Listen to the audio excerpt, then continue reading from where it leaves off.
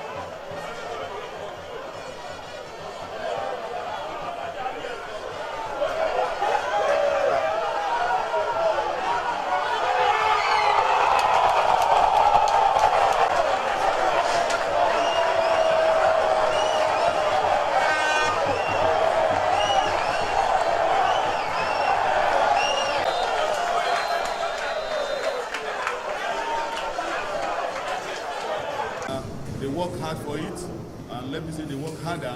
Hence, they were able to. We are very, very fortunate. They are able to get that last 9-minute goal. It's good. It shows that we are still going to go back and start working.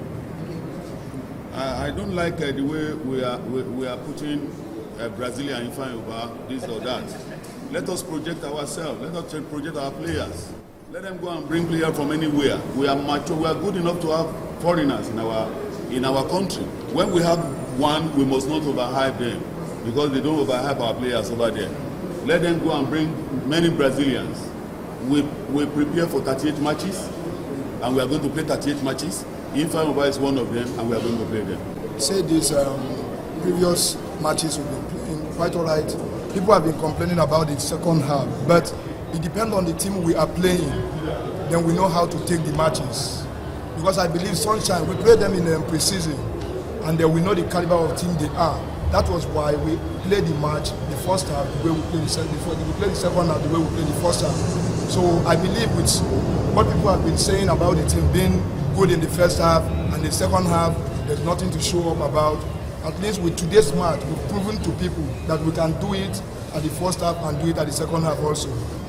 Before the game, we've told the players, you know who Sunshines are. A very good team in Nigerian football, no doubt about it. If you look at last season, they are the most consistent team that play the ball on the ground. Very, very good.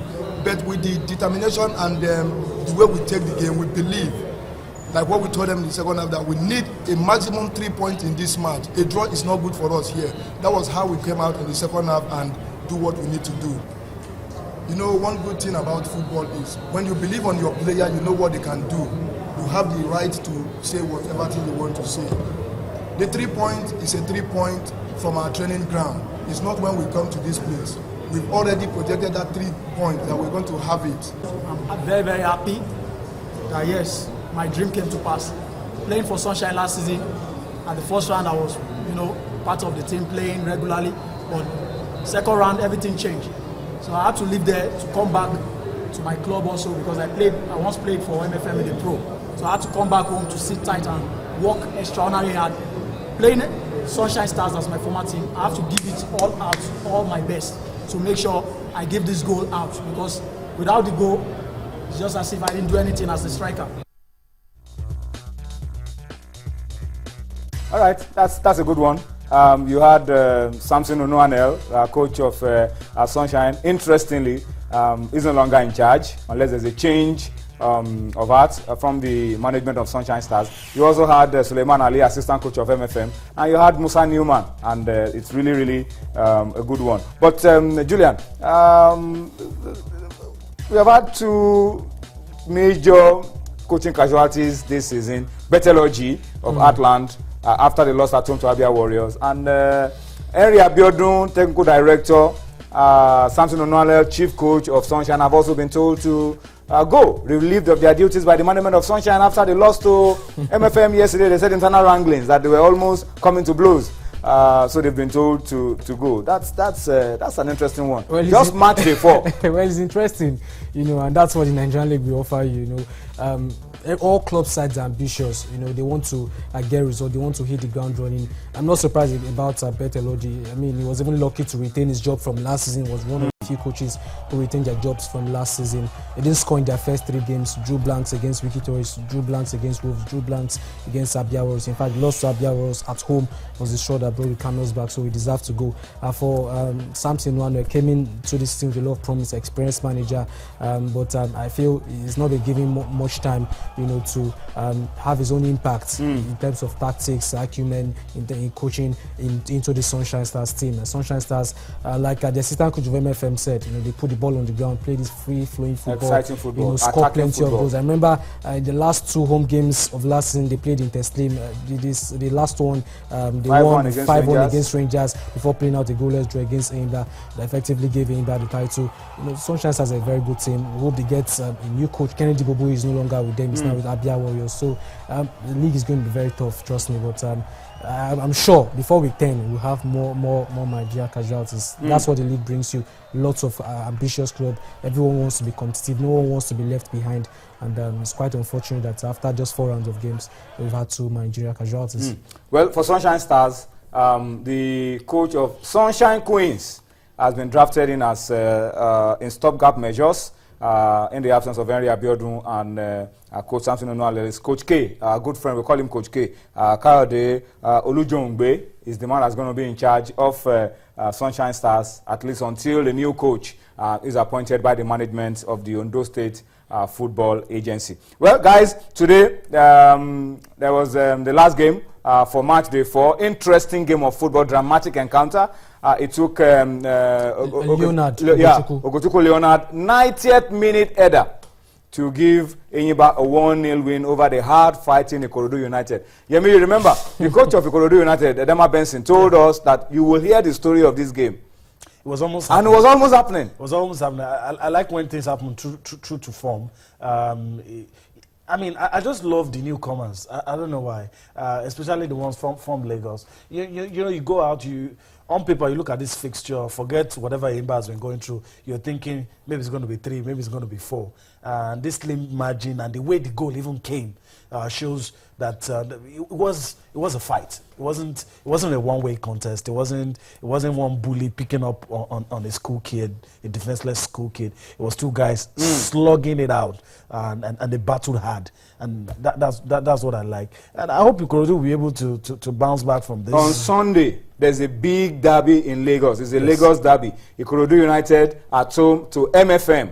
And already Ikorodu United have told everybody to fill up the stands. And they said, look, we are going to be giving out DSTV decoders to people, to 10 people who come in to watch that game if they're able to come with their ticket. So there's a lot that is already building up. And I like the excitement. I like the vibes around domestic football. Around the Lagos team. I wasn't surprised Eimba won. But I've always had 1-0. That was a difficult game for Eimba. They didn't lose at home all through last season, and they didn't even play this game in Aba. So they I felt Ikorodu United would give a whole lot. They tried their best, but fortunately it wasn't good enough on the night. Eimba, a lot of people have complained about the way they start their season. In the last 4 years, they've not won their first game of the season. In 2013, they drew to they lost to Rangers. In 2014, they drew to Akwa United, and the last season they drew to Sunshine Stars. Even the first game of this season, they lost to Rivers United. disappointed. So it's a good way for them to bounce back. The confidence is now high, and they signed a lot of players. Abu Aziz came into the side. Yes. Provided the cross Assist for today. Ugochukwu's goal. So it was a good victory for him, but first victory of the campaign. But whether or not they retain their title, I still have my doubts about that. They've signed lots of players. And I think that's what's going to be the problem. No, you need the last squad. You need the last squad. No, it's by the gonna time you are playing the CAF Champions League and you have to You come need to back keep to a lot play of games. players happy. You know, when you buy players of, very high quality,